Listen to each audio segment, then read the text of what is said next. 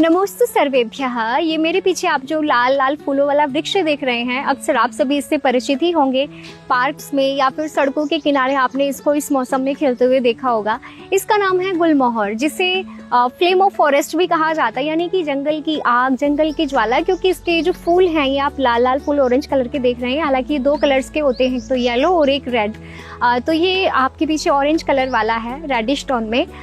तो ये जो है इसको गुलमोहर कहते हैं और फ्लेम ऑफ फॉरेस्ट इसको कहा जाता है। साथ ही इसको कृष्णचूड़ा के नाम से भी जानते हैं, क्योंकि बहुत सुंदर गुच्छे में इसके फूल लगते हैं। और ये जो मौसम होता है भीषण गर्मी का, आप देखेंगे गर्मी में भी इसके जो वृक्ष हैं वो फूलों से लदे रहेंगे। बहुत अच्छी कैनोपी बनाते हैं, यानी कि अम्ब्रेला शेप होता है इनका, तो छायादार वृक्ष के रूप में भी इसका उपयोग किया जाता है। और बहुत ही पवित्र भी इस पुष्प को माना जाता है, इसलिए इसको फ्रांस के लोग तो फ्लावर ऑफ पैराडाइज कहते हैं, यानी कि स्वर्ग का पुष्प कहते हैं। और हमारे यहाँ भारत में भी पूजा के रूप में भी इसके फूलों का प्रयोग किया जाता है।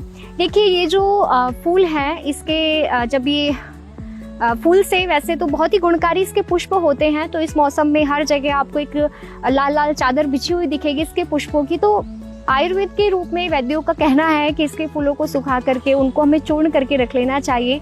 तो जिन भी बहनों को, माताओं को मासिक धर्म से जुड़ी हुई समस्याएं होती हैं, उनके लिए बहुत अच्छा रहता है। 1 या 2 ग्राम की मात्रा में इसका जो सूखा चूर्ण होता है उसको शहद के साथ मिलाकर सेवन करने से इस प्रकार की जो समस्याएं हैं वो दूर होती हैं।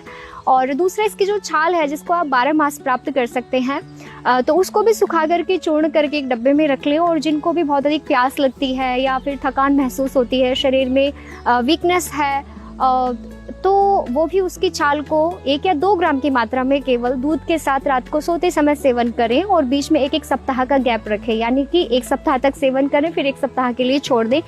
तो ऐसा करने से ये जो है इस प्रकार की समस्याओं को 2 या 4 सप्ताह तक इसको करने से ठीक हो जाती है इस तरह की समस्याएं। और साथ ही ये जो इसके पुष्प होते हैं, इनसे नेचुरल डाई प्राप्त की जाती है, जिसका जितने भी सूती कपड़े हैं, रेशमी कपड़े हैं, उनको रंगने के लिए उसका प्रयोग होता है। और ये इको फ्रेंडली है, यानी कि बिल्कुल भी हमारी बॉडी के लिए हार्मफुल नहीं होता। तो एक प्रकार का प्राकृतिक रंग भी इससे प्राप्त किया जाता है।